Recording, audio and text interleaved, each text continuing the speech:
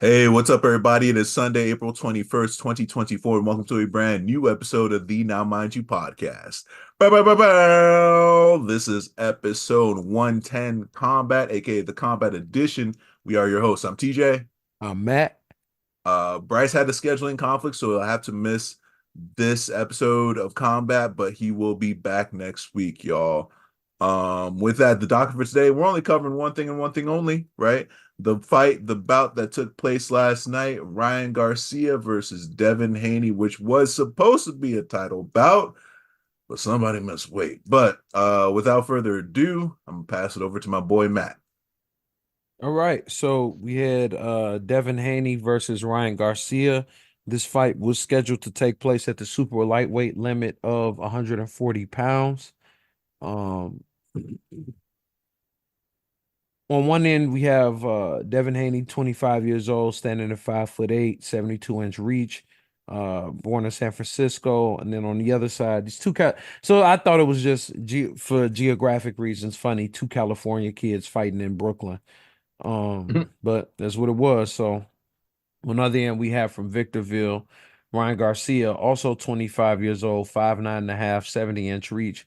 Ryan's the taller of the two, but had the shorter reach of the two.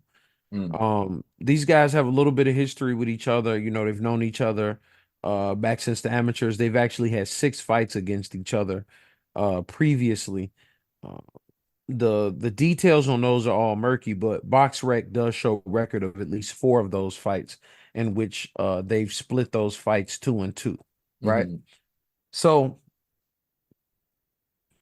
in the build up for this fight, Ryan was pretty much had proceeded to make himself seem like he was losing his mind. He was drunk. He was doing drugs. He was doing all this other stuff. And it's for all we know, listen, we don't know what he was or wasn't doing.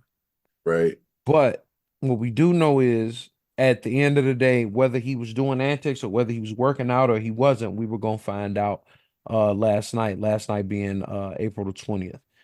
And turns out Ryan Ass was, I guess, just playing crazy this whole time. Started out very strong, came out very fast at Devin. Actually hurts Devin right away, like with a straight right hand. Hmm. Rocks him. Devin does tend to stand with his lead hand down. And after getting rocked a little bit with that lead hand being down, and he's able to, regain his composure. I actually was like trying to kind of keep not necessarily a score, but definitely just went towards who I favored for some of these rounds. Hmm. And I gave the first round to Ryan, obviously, because he hurt him, but then it seemed like he had burned too much energy off trying to stop Devin because he hurt him at least twice pretty significantly in that first round. And then pretty much for rounds 2 to 6, it was the Devin Haney show again. And then in round 7, Uh-oh. everything changed. Everything changed. When the Fire Devin Nation gets attacked. dropped twice in round 7, both times with the left hook. Had And this man shooting single legs. man, for real, this ended up going on where he ends up being dropped again multiple times in rounds 10 as well as in round 11. Devin does in some of those middle rounds get a chance to fight back. He does actually land a pretty good right hand, but he never lands anything significant enough to actually hurt Ryan. Hmm. Um, Something that I thought was concerning, especially after being hit with the left hook, was like, look, all things aside, if you didn't prepare for anything else for Ryan Garcia, You if should you have didn't at know least he had prepared for any that. other weapon in his arsenal, the Right. main thing you should have prepared for was that left hook. Right. And for me to consistently see Devin with his right hand down, and keep getting caught with that every single time, I kid you not, and go back and watch the highlights. Every single time that boy hit the ground, it was a hook that hit him. Yeah. Yeah. Every time. He got stung with that right hand in the first round, but he didn't go down. Every time he touched the canvas, it was a left hook.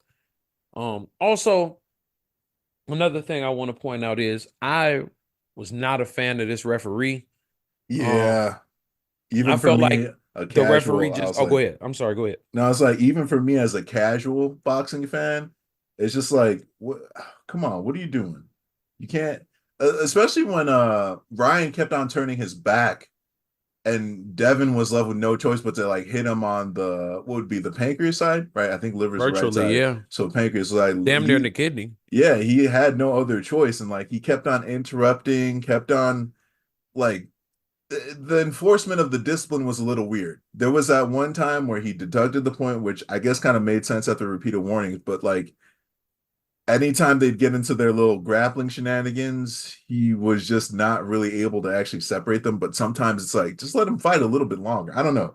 It was a little I all over felt the like he place. was just never able to get any real control or respect over the contest. And Right. this turned into, at a lot of points, jab and grab, punch and grab, and in some instances, just step forward and grab. Like Mm-hmm. there was a lot of wrestling, Mm-hmm. a lot of wrestling in this fight.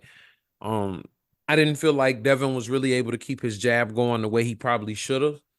And I really think that speed was a real factor, in this fight against Ryan. Also, just to point out, like TJ mentioned, this fight was supposed to be at 140, and Ryan missed weight by 3 pounds, and there was no rehydration clause in place, so both fighters pretty much could just weigh whatever.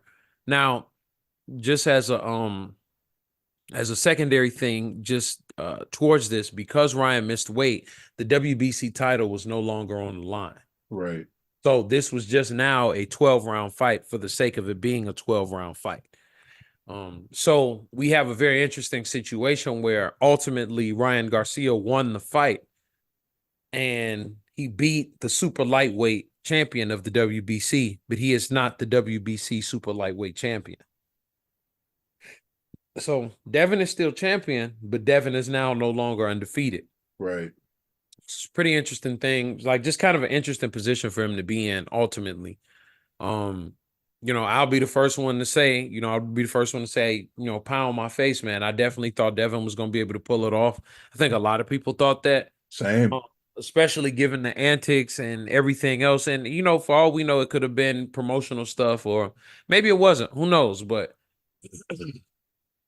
man, what a performance. It was like, it seemed like Devin was just going to outbox him until Ryan just caught him with the hook. And Right. he just, there were times he quote unquote didn't let him off the hook, then did let him off the hook. And like there was a time where the referee called a no knockdown, but then the cameraman got in the ring because they Right. thought the fight was over. Then the Right. DJ started playing music. Right. Round 7 was like really a mess. Round 7 Indeed. was a mess. That was when that first knockdown happened. It was like he had knocked down 2 or 3 times, and it was like one of those was like a push. Then there was like after Ryan actually gets a real knockdown, then you take a point. So a round that went from being a 10-8 becomes a 9-8. It's so weird. It Yeah. was it was a lot of kind of there was definitely controversial stuff, but nothing controversial about the result. I Right. thought that he probably was about to edge him a draw just because he was the champion, but I was like, considering the amount of knockdowns, man, it would just be Right. almost impossible. The one So judge had it like was it 114, 114, or was it 112, 112? I one judge forget. gave it a draw. Yeah. One judge gave it a draw, and the other two judges, by a kind of wide margin, gave it to Devin. Both guys are talking about a rematch. I'm going to be honest with you. Personally, I don't need a rematch of this fight. Yeah. Um, I feel like when somebody gets beaten decisively, I don't need to see it again. And I get it. Sometimes it's not your night. Sometimes it wasn't their night. Sometimes the stars align, whatever the case. But some fights I just don't need a rematch of. And this isn't a fight I need to see a second time.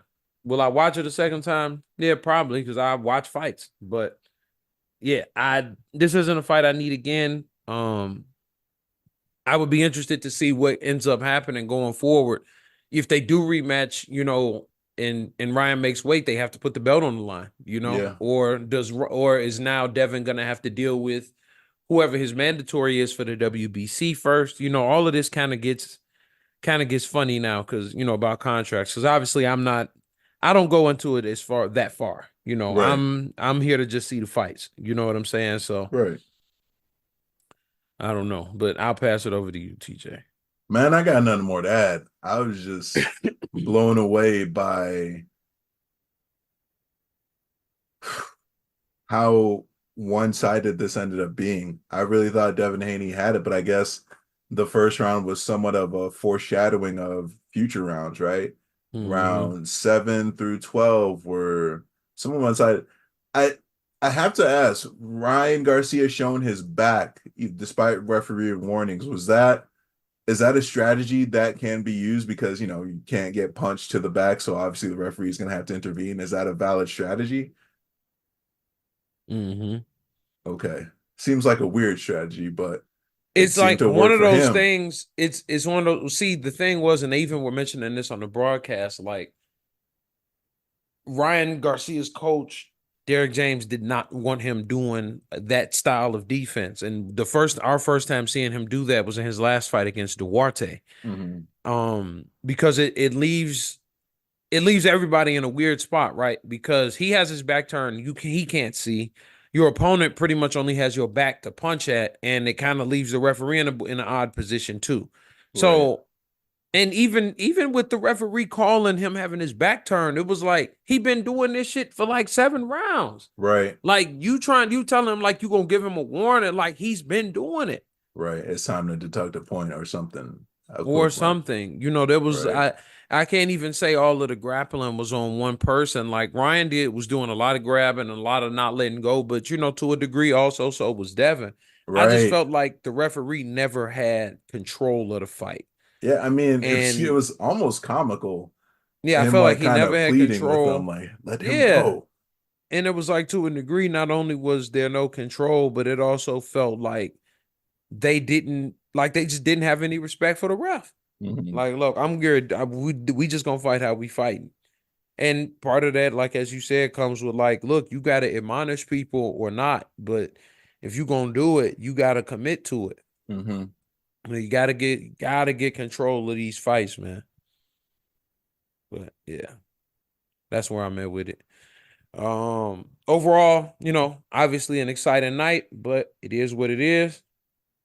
Coming up next, as far as boxing is concerned, we don't have anything too big too soon. Our next big one is in May. We have Canelo Alvarez versus Jaime Munguia. That's going to be May 4th in Las Vegas. As far as the UFC is concerned, we do have that next week. We have Mateus Nicolau versus Alex Perez. That is going to be a UFC fight night, and that is Saturday, April 27th. That's going to be next week. And if you're Um, curious about our picks for that, just go back to last week's episode. We already gave our picks. yep. Um, With that, thank you guys so much for checking us out. This has been another episode of the Now Mind You podcast, Combat Edition. You can check us all out on social media. You can follow me at Matt Hambrick. That's MatThambricktj. Y'all can find me on Instagram at Tuss4Skate. That's TUSS __SKATE. Where can they find Bryce? You can find Bryce at Axe_Onsa. That's AXE_ONCA. Baby. And with that, you can follow us at Now Mind You Podcast, wherever you like to get your podcast and wherever you like to get your social media. We are in all those places and in all those spaces. Peace out. Peace.